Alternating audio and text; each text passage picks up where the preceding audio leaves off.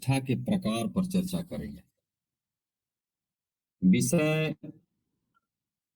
बृहद है, उसको संक्षेप में रखने का प्रयास किया जाएगा, लेकिन एक एपिसोड में लगता नहीं है कि सारे विषय आ जाएंगे, तो उसका दूसरा एपिसोड भी किया जाएगा। देवताओं की प्रतिष्ठा होती है और वह प्रतिष्ठा कितने प्रकार की होती है, उसके क्या विधान शास्त्रों में पाए जाते हैं, इस संबंध में मैं आप लोगों के समक्ष आज प्रस्तुत हूं विचार करने के लिए। और इस पर विचार होना चाहिए, क्योंकि भारतीय संस्कृति के मूल में देवता है। देव मूलक संस्कृति है हमारी भारतीय संस्कृति, और देवता के मूल में प्रतिष्ठा है। इसलिए प्रतिष्ठा का जो संबंध है वो प्रत्येक देव तत्व से है, और उसके विषय में आप सब लोग इस बात को जानते हैं कि प्रतिष्ठा दो प्रकार की होती है, चल प्रतिष्ठा और स्थिर प्रतिष्ठा। इसके संदर्भ में कहते हैं कि भाई अंगुष्ठ के प्रथम पर्व से लेकर वितस्ती तक, वितस्ती माने एक वित्ता होता है, इतने तक के भाग को वितस्ती कहते हैं, कनिष्ठा से लेकर के अंगुष्ठ तक। तो अंगुष्ठ पर्व से लेकर के वितस्ती तक 12 अंगुल की प्रतिमा घर में स्थापित करना चाहिए, रखना चाहिए। घर में प्रतिमा को रखने का जो विधान मिलता है, 12 अंगुल तक की प्रतिमा को रखने का विधान मिलता है। उसकी प्रतिष्ठा चल प्रतिष्ठा होती है। 12 अंगुल तक की जो प्रतिमा है जो घर में रखी जाए, उसको चल प्रतिष्ठा के अंतर्गत प्रतिष्ठित करना चाहिए। और 12 अंगुल से ऊपर बड़ी प्रतिमा हो, उसकी स्थिर प्रतिष्ठा होनी चाहिए, और वह मंदिरों में रखी जाती है या मंदिरों की वह प्रतिमा होती है। तो एक चीज स्पष्ट हो गया, क्या मैं घर में 12 अंगुल तक की प्रतिमा को रखना है और उसमें चल प्रतिष्ठा करना है। घर में जो भी मूर्ति हम रखें वो चल प्रतिष्ठित रखें, और मंदिर में जो मूर्ति होगी स्थिर प्रतिष्ठित होगी और 12 अंगुल से ऊपर होगी। अब कहते हैं कि जो मंदिर होता है, जब हम मंदिर कोई बनाते हैं तो मंदिर भगवान का शरीर होता है, और उस मंदिर में जब हम कोई प्रतिमा बैठाते हैं तो वह प्रतिमा प्राण के रूप में वहां उपस्थित होती है। मतलब उस पूरे मंदिर का प्राण जो है वह प्रतिमा होती है। इसलिए प्रासाद और प्रतिमा में शिल्प शास्त्र के अनुसार किसी भी प्रकार का दोष नहीं होना चाहिए। इसलिए जब हम कोई मंदिर बनाते हैं, जब हम कोई प्रतिमा स्थापित करते हैं, मूर्ति को स्थापित करते हैं, तो हर संभव यही प्रयास करते हैं कि शास्त्रीय विधि से, संपूर्ण रीति से, विधि विधान से देव प्रतिष्ठा का कार्यक्रम संपन्न किया जाए। प्रतिष्ठा सार दीपिका एक ग्रंथ है। उस ग्रंथ में प्रतिष्ठा के 5 प्रकार बताए गए हैं कि 5 प्रकार की प्रतिष्ठा होती है। ये कौन कौन सी है, इसको अत्यंत ध्यान से सुनने की जरूरत है, क्योंकि जो भी इससे संबंधित लोग हैं सभी के सामने प्रायः इस प्रकार की बातें जरूर आती हैं कि इसका क्या निदान होगा, इसको कैसे समझा जा सकेगा। तो प्रतिष्ठा सार दीपिका के अनुसार एक प्रतिष्ठा है, प्रथम प्रतिष्ठा, जिसको कहते हैं ब्रह्मशिला योगे प्रतिष्ठा। उस प्रतिष्ठा में जो व्याख्या करते हैं, कहते हैं कि नूतन प्रासाद में नूतन सिंहासन पर नूतन ब्रह्मशिला कूर्मशिला पिंडिका पर नूतन प्रतिमा की विधिवत स्थापना करना ब्रह्मशिला योगे प्रतिष्ठा होती है। स्पष्ट हो रहा है। एक नया मंदिर बना है, नया सिंहासन है भगवान का, नई ब्रह्मशिला, कुर्मशिला, पिंडिका, ये सब बना करके और नूतन मूर्ति की स्थापना की जाती है। ये प्रथम किसी मंदिर की या किसी मूर्ति की जो प्रतिष्ठा होती है उसके बारे में यह बताया गया। दूसरा प्रकार बताते हैं कि पीठे निवेशनम स्थापनम, ये दूसरा प्रकार है। दूसरे प्रकार में क्या कहते हैं कि पुराने या नूतन प्रासाद में, ध्यान रखिएगा, पुराना मंदिर हो या नया मंदिर हो, उसमें पीठ पर अखंडित पुरानी या नई प्रतिमा का वहां पदार्पण कराना। पुराना या नया मंदिर हो और उसमें, एक बार फिर मैं इसको दोहरा रहा हूं, और उसमें अखंडित कोई पुरानी प्रतिमा को बैठाना या नई प्रतिमा को स्थापित करना, ये दूसरे भेद के अंतर्गत है। तीसरा प्रकार बताते हैं भिन्न पीठे स्थित स्थापनम। इसका मतलब है कि जीर्ण प्रासाद पिंडिका, जीर्ण माने होता है पुराना, मंदिर पुराना है, पिंडी भी पुरानी है। पिंडी की स्थापना होती है, प्रतिमा की स्थापना जहां होती है वहां पिंडी की भी स्थापना होती है, कुर्मशिला, ब्रह्मशिला, ये सब स्थापित किए जाते हैं वहां पर। तो जीर्ण प्रासाद पिंडिका का नूतन करने के लिए चालन की हुई प्रतिमा का नई प्रासाद पिंडिका पर फिर से स्थापन, इसको पुनः प्रतिष्ठा कहते हैं। अगर कोई पूर्व से स्थापित कोई प्रतिमा है और उस स्थान पर कोई नए तरीके से पुनः हम उस प्रतिमा को स्थापित करना चाहते हैं, तो ऐसी क्रिया के लिए हमें चालन करनी पड़ेगी। चालन की क्रिया जब करेंगे तो उस चालन की क्रिया से हम उस प्रतिमा की पुनः प्रतिष्ठा कर सकते हैं। तो पुनः प्रतिष्ठा में चालन की क्रिया का विधान है। चौथा प्रकार उत्थापनम। उत्थापन का मतलब आया प्रतिमा जीर्ण शीर्ण खंडित भग्न उत्तमांग और अधमांग में हुई हो तो उसका जीर्णोद्धार विधि से विसर्जन करना। कोई प्रतिमा है, जीर्ण शीर्ण हो गई है, खंडित हो गई है, भग्न यानी टूट गई है, उत्तमांग या अधमांगों में कोई अंग भंग हो गया है, तो जीर्णोद्धार विधि से उस प्रतिमा का विसर्जन किया जाए और फिर उस जगह पर नई प्रतिमा की स्थापना की जाए, इसको कहते हैं उत्थापनम। और पांचवा है आस्थापनम। आस्थापन में स्थिर प्रतिमा किसी कारणवश स्वस्थान भ्रष्ट या चलित हो जाने पर, उस प्रतिमा का अखंडित होने पर उसी स्थान पर फिर से विधि पूर्वक स्थापन करना।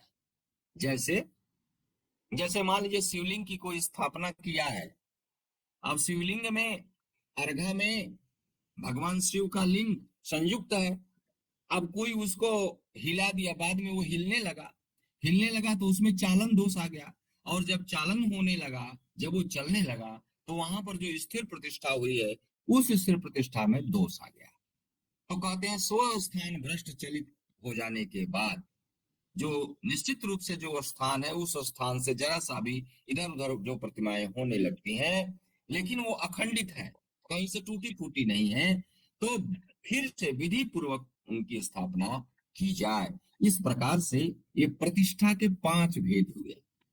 हमारे और आपके सामने प्रतिष्ठा संबंधी जितने भी प्रश्न आते हैं सभी प्रश्न इन्हीं पांचों के अंतर्गत ही आएंगे। चाहे कोई पुराना मंदिर को नया मंदिर बना रहा हो, चाहे कोई मंदिर सही बनाया है उसमें प्रतिमा वही पुरानी वाली फिर से स्थापित करना चाह रहा हो, या रोड बनने के कारण मंदिर का तल नीचे हो गया हो, मंदिर को ऊपर उठा करके उसके तल को वही प्रतिमा पुनः स्थापित करना हो, तो इस प्रकार की समस्याएं, इस प्रकार के प्रश्न समाज से बार बार आते हैं। और इस संबंध में हमें जो निर्णय देना है वह निर्णय इन्हीं 5 प्रविधियों के अंतर्गत ही देना है कि ब्रह्मशिला योगे प्रतिष्ठा करनी है, कि पीठे निवेशनम स्थापनम प्रतिष्ठा करनी है, कि भिन्न पीठे स्थिति स्थापनम प्रतिष्ठा करनी है, कि उत्थापनम प्रतिष्ठा करनी है, की स्थापनम प्रतिष्ठा करनी है।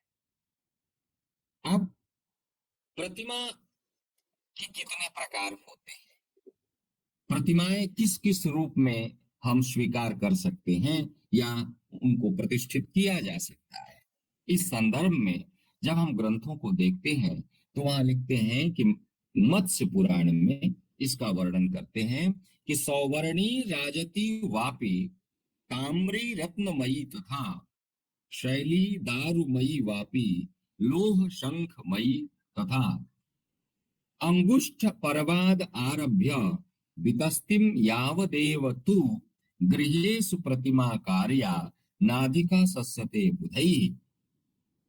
और कालिका संग्रह ग्रंथ में लौगाक्षी का मत है कि गृहे चलार्चा विज्ञेया प्रासादे स्थिर संज्ञका इत्येते कथिता मार्गा मुनिभिः कर्मवादिभिः।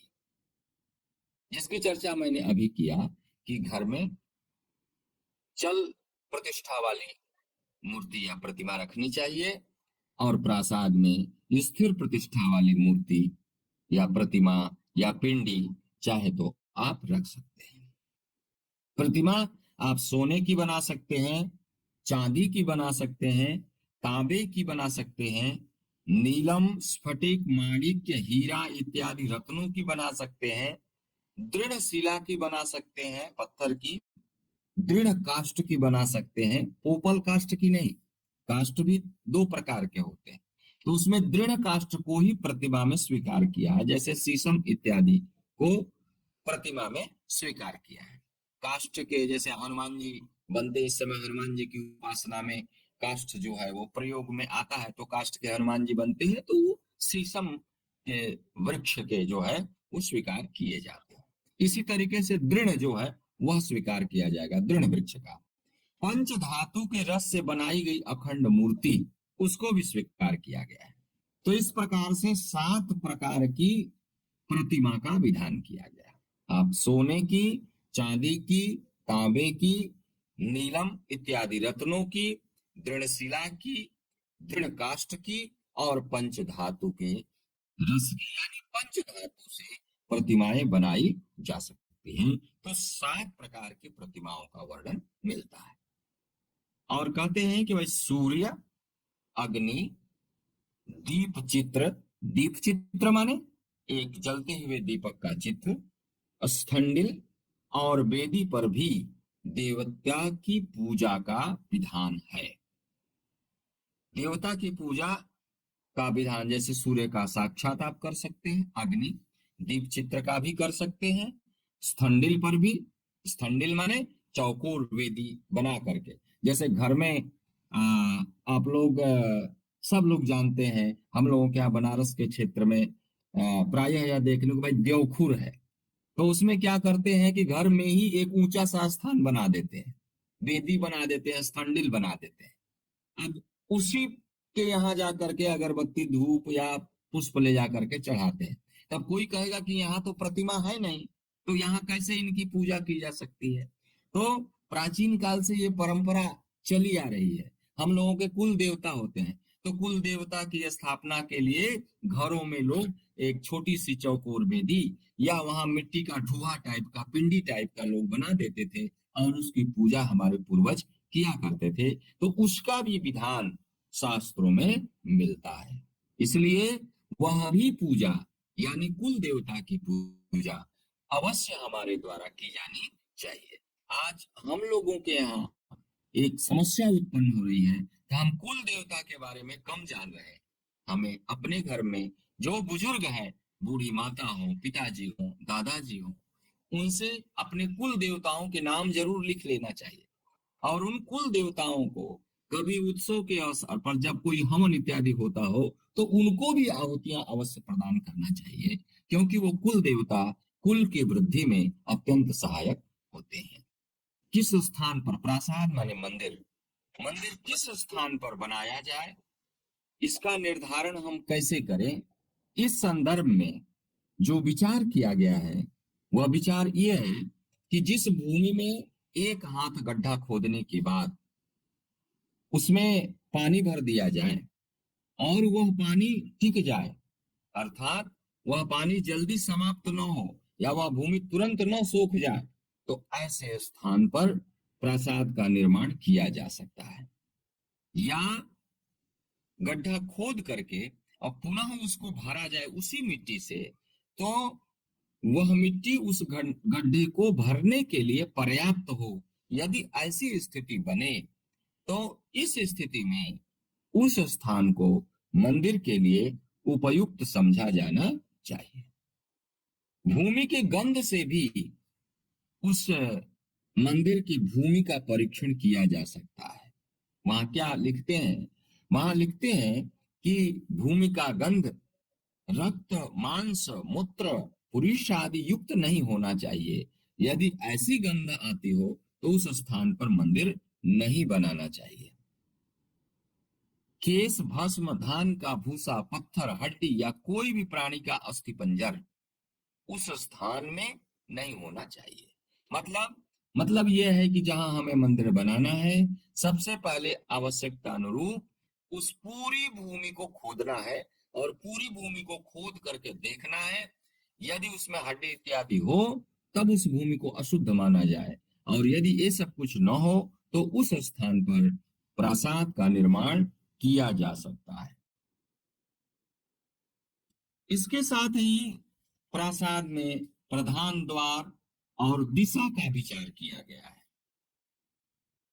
कि भाई कैसे, किस प्रकार के मंदिर और किस प्रकार के मूर्ति की स्थापना की जाए।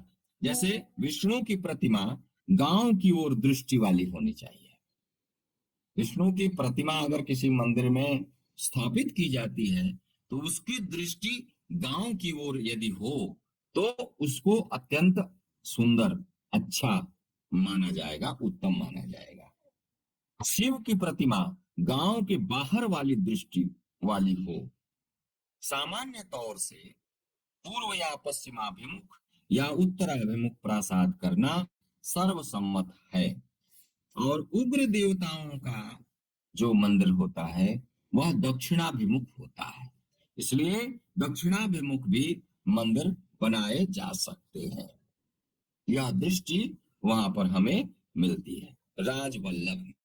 राजवल्लभ नामक एक ग्रंथ है, और इस ग्रंथ में बहुत सारा विचार किया गया है कि किस देवता की किस मुख की प्रतिमा बनाई जाए। जैसे विघ्नेशो भैरवस चंडी, नकुलीशो गृहस्थथा, मातरो धनदश्चैव, शुभा दक्षिण दिङ्मुखा। ये दक्षिण की ओर मुख वाले ये देवता शुभ प्रदान करने वाले होते हैं। नैऋत्याभिमुख कार्यो हनुमान वानरेश्वर, अन्य विधिंग मुखा देवा न कर्तव्य कदाचन। इस प्रकार देवताओं की स्थापना में उनका मुख किस स्थान में हो, किस ओर हो, इसका भी विचार कर लेना चाहिए। वर्तमान में लोग घर या मंदिर का द्वार, वर्तुल आदि यथेष्ट प्रासाद करके कोण में या शुद्ध पूर्वादि दिशा छोड़कर बनाते हैं। ऐसी स्थिति में यह विचार किया जाए कि परिस्थिति क्या है। शिल्प शास्त्र में मंदिर या मकान में अब दोनों के लिए यह नियम लागू हो रहा है। मंदिर या मकान में कोण वेद, स्तंभ वेद, द्वार वेद, सूत्र वेद, दिग वेद, ऐसे अनेक प्रकार के दोष रहते हैं। कोई भी मकान हम निर्माण कर रहे हैं, कोई भी मंदिर बना रहे हैं, तो हमें कोण वेद देखना है, स्तंभ वेद देखना है, द्वार वेद देखना है, सूत्र वेद देखना है और दिग वेद देखना है। देव मंदिरों में अष्टकोण, सप्तकोण, षटकोण, वृत्त और चाहे वैसी मनमानी गर्भगृह, बाहर के आकार और शिखर में आकृति बनाना, शिखर में भी दिशा में ही कोण लाते हैं, है ना। तो दिशा के कोण का वहां पर कहते हैं कि वह हानिकारक। बाहर और गर्भगृह में चतुरस्र आकार रखना अभिष्ट होता है। वर्तुलादि गर्भगृह में अन्य परिवार देवताओं की दृष्टि दिशा के बदले कोण में चली जाती है, इसलिए सामने की मूर्ति का इष्ट साम्य नहीं होता है। इस वजह से वेद के कारण उस मंदिर से यजमान, गांव और भक्तों का अभ्युदय नहीं होता है। इसलिए मुख किधर हो और उस मुख का वेद कहाँ कैसे हो रहा है, इस पर भी विचार किया जाना चाहिए। और जो कई कोणों वाले जो मंदिर बनते हैं, जिनमें के ऊपर आप गुंबद में देखेंगे तो कहीं अष्टकोण है, कहीं सप्तकोण है, कहीं षटकोण है, कहीं वृत्त है, ये सब देवताओं के अनुसार, उनके अनुरूप उसका निर्धारण किया जाता है, जो प्रधान देवता होते हैं। क्योंकि मंदिर में तो बहुत सारे देवता होते हैं, लेकिन जो प्रधान देवता है, प्रधान देवता का ही वह प्रधान मंदिर कहलाता है। जिस दिशा में प्रासाद का मुख्य द्वार होता है, मंदिर में 4 दरवाजे हैं, लेकिन मुख्य दरवाजा तो एक ही होगा। इसलिए बाकी सब जितने होंगे सब सहायक दरवाजे हैं, चाहे जितने दरवाजे खोले जा सकते हैं। वह उस प्रासाद की पूर्व दिशा होती है। पूर्व दिशा का जो द्वार होता है, उसको कहते हैं प्रधान द्वार की संज्ञा दी जाती है। और उसके अनुसार दक्षिण, पश्चिम, उत्तर की कल्पना की जा सकती है। मंदिर की दिशा के अनुसार मंदिर के शिखर पर नैऋत्य कोण में ध्वज स्थापन होना चाहिए। मंदिर में जब ध्वज स्थापन करते हैं तो मंदिर के किस कोण में ध्वज स्थापन करें, तो यहाँ लिखा कि मंदिर के नैऋत्य कोण में ध्वज स्थापन करना चाहिए। और जब हम घर में ध्वज स्थापन करते हैं तो घर में हम किधर चले जाते हैं, हम ईशान कोण की ओर जाते हैं। क्योंकि ध्वज के वायु से नैऋत्य कोण में रहने वाले भूत प्रेत पिशाच आदि उस मंदिर में प्रवेश नहीं कर सकते, इसलिए ऐसा कारण देते हुए ग्रंथकार वहां पर लिखते हैं। अन्य ग्रंथ में अग्नि, वायव्य या ईशान कोण में भी ध्वज रखने का विधान बतलाया गया है। इसलिए ध्वज के संदर्भ में जब हम कुंड मंडप सिद्धि को देखते हैं, तो जहां यज्ञ मंडप बनाते हैं, उसी यज्ञ मंडप में प्रत्येक दिशाओं में और प्रत्येक कोणों में जो ध्वजा पताका का स्थान बताया गया है, उन स्थानों के अनुसार प्रत्येक दिशाओं और प्रत्येक कोणों में रखने का विधान है। लेकिन उनकी जो दिशा है वो अलग अलग, जैसे पूर्व में है इंद्र, तो इंद्र के लिए वहां पर इंद्र का वाहन है, वहां पर इंद्र की जो है ध्वजा है, और इस प्रकार से वहां उनका स्वरूप स्थापित किया गया है। तो यह भी विचार ध्वजाओं के संदर्भ में होता है। एक ग्रंथ कहता है नैऋत्य कोण में होना चाहिए, एक ग्रंथ कहता है कि नहीं, आप अग्नि, वायव्य और ईशान में भी ध्वजा लगा सकते हैं। क्योंकि किसी मंदिर में आप एक कोण में लगाएंगे और किसी किसी मंदिर में तो चारों कोनों में लगाना है, चारों दिशाओं में लगाना है, तो इसलिए वहां पर किसी भी प्रकार का कोई प्रतिबंध नहीं है। अब प्रासाद का स्वरूप क्या होना चाहिए, शिला स्थापन किस प्रकार हो, द्वार का विचार किस प्रकार हो, गर्भगृह का विचार किस प्रकार हो, सिंहासन का विचार किस प्रकार हो, ये सब बहुत सारी चीजें हैं जो अभी बाकी है। इसलिए अभी यहाँ चूंकि समय हो चुका है, इसलिए इस कार्यक्रम में अभी इतना ही आप लोगों के सम्मुख प्रस्तुत करते हुए मैं अपनी वाणी को विराम दूंगा। बाकी अन्य आगे के कार्यक्रम में शनिवार को हम लोग पुनः उपस्थित होकर के आगे का विचार करें। अगर छोटे मोटे कोई प्रश्न हो तो 4-5 मिनट, या कुछ लोग अगर बताना चाहें तो वो कुछ बता सकते हैं, इसमें जोड़ सकते हैं। सादर गुरुजी, मैं रविल कुमार भारद्वाज आपको प्रणाम करता हूँ गुरुजी। जी प्रणाम। गुरुजी, मेरे 2 प्रश्न है। एक प्रश्न है कि दीपावली पर जो पूजन होता है तो उसमें पुरानी मूर्तियां होती हैं लक्ष्मी गणेश की और नई लाई जाती हैं मिट्टी की, तो ऐसी स्थिति में हमें क्या करना चाहिए पुरानी मूर्तियों को और नई मूर्तियों को?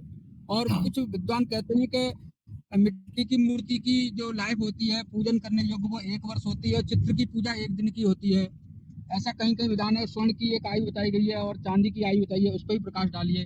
और तीसरा प्रश्न है गुरुजी, जो घरों के मुख्य दरवाजे पे कुछ लोग गणेश जी की प्रतिमा रखते हैं, तो गणेश जी का मुख कभी तो लोग बाहर की तरफ रखते हैं, कभी अंदर की तरफ रखते हैं, उस पर प्रकाश डालिए गुरुजी। चरण स्पर्श। देखिए, आपने तो पूरे प्रश्नों की बौछार लगा दी। आप विद्वान आदमी हैं। जो लक्ष्मी गणेश जी की जो वहां पर स्थापना होती है, वह वस्तुतः अगले दीपावली तक के लिए ही होती है।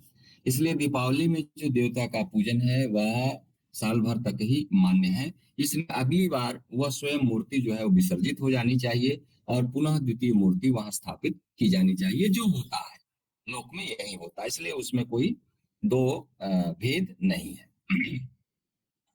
और उसके बाद आप गणेश जी का वह कह रहे हैं कि मुख किधर होना चाहिए, जनता की ओर मतलब घर के अंदर की ओर होना चाहिए या घर के बाहर होना चाहिए।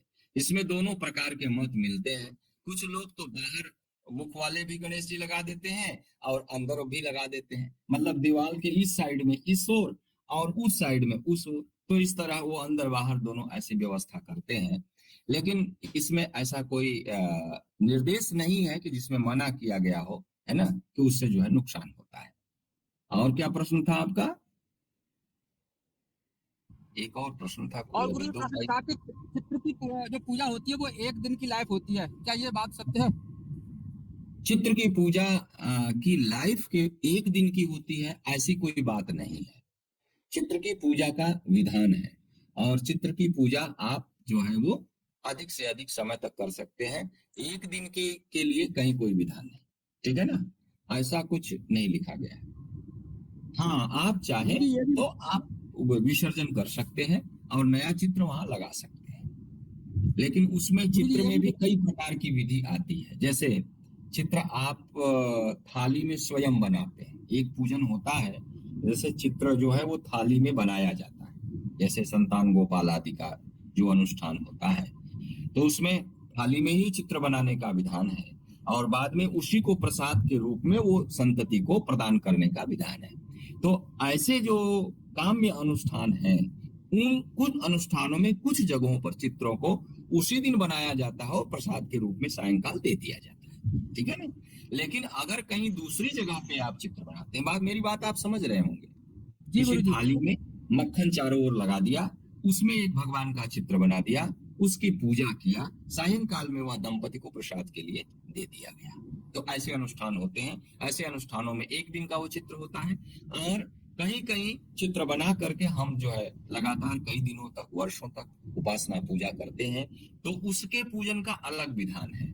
उसके पूजन का विधान ये है कि अगर चित्र की प्रतिमा है तो उसका स्नान नहीं होगा। अगर आप जल उस पर डालेंगे तो जल से उसके गलने की संभावना रहेगी और जल इत्यादि यदि उस पर पड़ता है, अगर वो कागज गलता है, चित्र गलता है, तो तुरंत वो विसर्जित हो जाएगा, इसलिए तत्क्षण उसको विसर्जित मान लिया जाएगा, है ना। तो इस कारण भी आप ये कह सकते हैं कि वह एक अल्प काल तक पूजित होने वाला, है ना, जो है देव विग्रह है, ऐसा कह सकते गुरुदेव, स्वर्ण प्रतिमा का विधान और चांदी की प्रतिमा का विधान। हैं।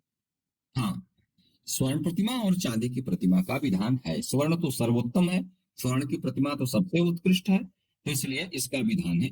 8 प्रकार की 7 प्रकार की प्रतिमाओं का हमने यहाँ वर्णन किया था और 8 प्रकार का भी प्रतिष्ठा जो है महोदधि में वर्णन किया हुआ है। तो इसमें है लेख्य भी है ना, जो बालू से बनाए जाते हैं, शिवलिंग इत्यादि भी है, ये सब जो है उसकी विधि के अंतर्गत आ जाते हैं, है ना। इस पर और भी चर्चा करेंगे।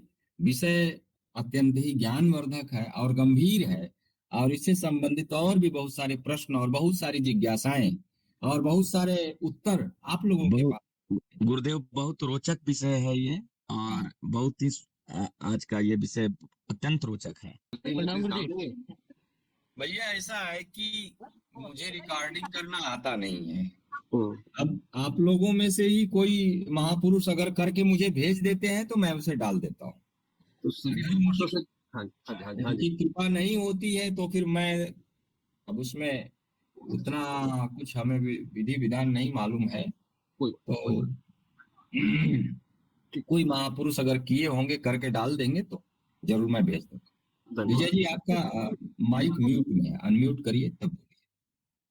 गुरुजी प्रणाम। बैठ के हाँ सुनना। जी। गुरुजी, मेरा एक क्वेश्चन ये था। गुरुजी अभी पूछ रहे थे कि एकादशी में हम चावल जैसे नहीं खाते हैं, बट चावल हम क्या पूजा के दिन नहीं मिल सकते हैं क्या?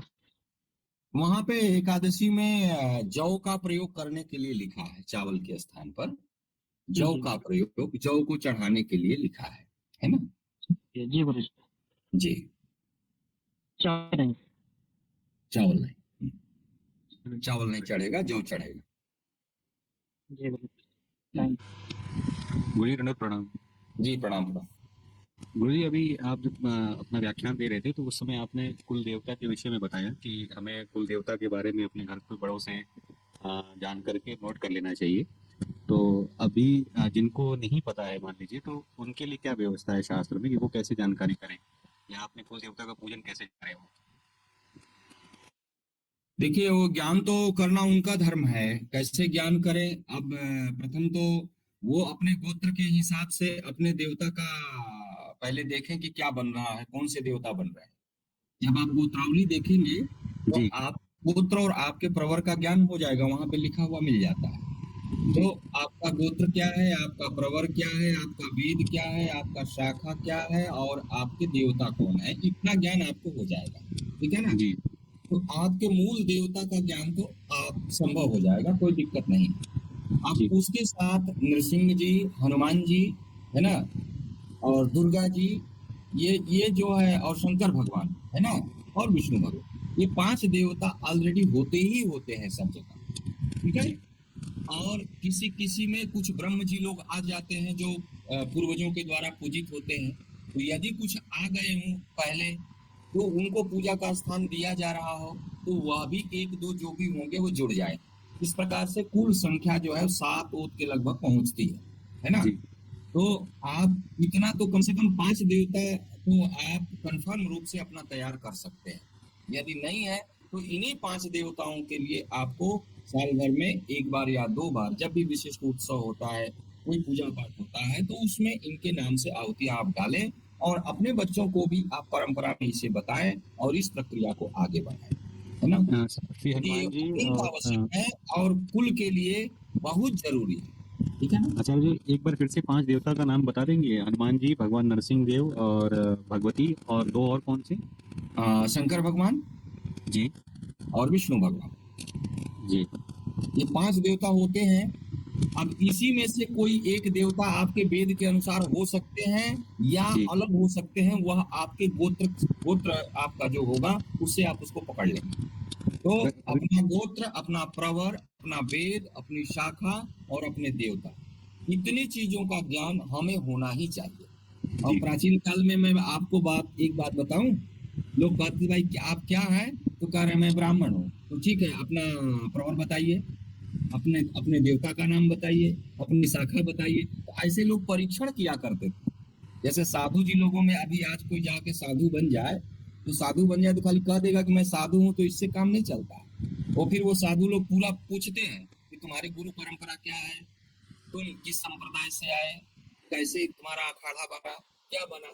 तो जो वो पूरा बता देगा तो कहेंगे हाँ ये अपना साधु भाई है, और जो नहीं बता पाएगा तो कहेंगे ये कहीं से भिखमंगा है या कि इसमें घुस गया है ना, उसको भगा देते हैं। उसी तरीके से यह परीक्षण किया जाता था कि व्यक्ति वास्तविक रूप से अपना स्वरूप जानता है कि नहीं जानता है ना। तो जी आज हम लोग भूलते जा रहे हैं, हमारे बच्चे भी भूलते जा रहे हैं, तो इसलिए हम लोगों को जानना जरूरी है। बल्कि अपने कुल देवता के स्थान पर एक जगह घर में जहाँ भी हम अपना एक देवता के पूजन का स्थान बनाते हैं, उस स्थान पर इन देवताओं का नाम लिख करके नमः नमः करके टांग देना चाहिए कि कोई भी जाए तो देख करके पढ़े, तो कम से कम उससे उसको याद आ जाएगा और वो प्रणाम भी करेगा, है ना। तो इसी से जी हाँ। पूरा जो है बातें वो कंसेप्ट हो क्लियर हो जाएंगी। और ये बहुत ही जरूरी है, सबके कल्याण का यह केंद्र भी है। गुरुजी यदि आप कृपा करें इस पर भी एक अगर सेशन ले लें विस्तृत रूप से तो बहुत कृपा होगी आपकी। जरूर इस पर भी, कुल देवता के ऊपर भी हम चर्चा करेंगे किसी ना किसी दिन, है ना। अब देखिए क्रम उसका कब आता है। जी ठीक है हाँ, गुरुजी। जी। सभी लोगों को बहुत बहुत धन्यवाद। शुभरात्रि। गुरुजी जी बताइए, एक छोटा सा प्रश्न होता है बताइए गुरुजी। बताइए। जैसे कि देव प्रतिमा होती हैं उनको क्या है, कुछ लोग बाग जैसे तस्वीर वगैरह होती हैं या उसकी होती है मिट्टी की, हाँ। तो उनको उनको क्या है, जैसे देवालय में, मंदिर देवालय में पीपल के पेड़ के नीचे या मंदिर में रख जाते हैं गुरुजी। हम्म। तो जो है जैसे जो ब्राह्मण रहता है वो पूजा करता है, अब उनको उठा के इधर उधर डाले तो वो पाप का भागी हो गुरुजी, तो हम कहाँ तक दोषी होते हैं गुरुजी? नहीं नहीं, वो उसमें ब्राह्मण कोई दोषी नहीं होता है। लोग जिनको पूजन करने की क्षमता नहीं है या किसी कारणवश वो पूजन नहीं कर सकते, तो उस प्रतिमा को दूसरी जगह पे दे सकते हैं, दूसरे के पूजन के लिए सुपुर्द कर सकते हैं। यह विधान है, उसमें कोई दिक्कत नहीं है। तो गुरु जी जहाँ पे वो कुछ प्रतिमा रखी गई है वहां पे जो ब्राह्मण वर्ग है वो उनसे जितना संभव हो सकता है वो पूजन करेंगे, है ना। नहीं संभव होगा तो कोई बात ही नहीं है, प्रतिमाएं अपूजित होंगी तो अपने आप विसर्जित हो जाएंगी, उसमें कोई दिक्कत नहीं। वो गुरुदेव खंडित प्रतिमा ले आकर के खंडित लोग जो रख प्रतिमा देते है हैं। उनको रख जाते हैं गुरु जी। हाँ, ये उनके ज्ञान का अभाव होता है, उनको कोई कहे कि आप इनका विसर्जन कर दीजिए, है ना। खंडित प्रतिमाएं होती हैं तो वो स्वयं विसर्जित हो जाती हैं, स्वयं उसमें से देव तत्व बाहर निकल जाता है खंडित प्रतिमाओं में, तो इसलिए उनको उस जैसे हम प्रतिमा को कोई भी विसर्जित कर सकता है, उसमें कोई दिक्कत नहीं। जैसे ये गुरु जी ज्ञान के मंदिर को अभाव में लोगों के होता है। गुरु जी जैसे मंदिर देवालय में रख दिए तो हम उनको उठा करके एक स्थान से दूसरे स्थान पर वैसे रख सकते हैं। हाँ, विसर्जित कर सकते हैं, यदि खंडित है तो उनको विसर्जित कर दीजिए। ये मान लीजिए किसी अबोध व्यक्ति ने इस प्रकार का व्यवहार कर दिया, लेकिन ये मान लेने के बाद न कि मान लीजिए वो जानबूझ करके रखा हो, कहीं दूसरे दिन झगड़ा करने के लिए तैयार हो जाए, हमने यहाँ गणेश जी को रखा, तुमने कहाँ रख दिया, है ना। तो ये जानबूझ करके उनसे पूछ करके, है ना, यदि कोई उसका वारिस है तो क्योंकि कुछ लोग अज्ञानवश भी करते हैं, कुछ ज्ञानवश भी करते हैं, तो तथ्य को जान करके हम प्रक्रिया का पालन कर सकते हैं। गुरु जी कुछ जो है पीपल के पेड़ के नीचे रख जाते हैं, कोई मंदिर देवालय में रख जाते हैं, कोई कहीं रख जाते हैं, इस तरह से। उनको बताया जाए, उनके पास विधि का ज्ञान नहीं है, उनको बताया जाए, देखिए आप जिस देवता की प्रतिमा यहाँ पर रख रहे हैं उन देवता के लिए कम से कम 5 बार हवन तो यहाँ करा दीजिए, 5 पल्लव, है ना, माने 10 ग्राम घी लेके आइए, यहाँ हवन कर लीजिए, एक पुष्प चढ़ा दीजिए, आराम से विसर्जन या विदाई किसी का करते हैं तो उसको भी सम्मानजनक तरीके से करना चाहिए, है ना। जैसे घर में हमारे जो देवता है आज हम विसर्जन कर रहे हैं, तो विसर्जन कर रहे हैं तो वो विसर्जन भी सम्मानित तरीके से हो, ठीक है ना। हाँ, और उनके मन में श्रद्धा होगी, बहुत से लोगों को ज्ञान नहीं होता इसलिए भी ऐसा हो जाता है, तो इसलिए उसमें वह चीजें बताई जानी चाहिए। और विसर्जन कोई भी कर सकता है, खंडित मूर्ति है तो अपने आप विसर्जित है, उसको सही जगह पर विसर्जित व्यक्ति कर सकता है, कोई दिक्कत ठीक है, प्रणाम गुरु जी। नहीं। भैया, धन्यवाद, शुभ रात्रि।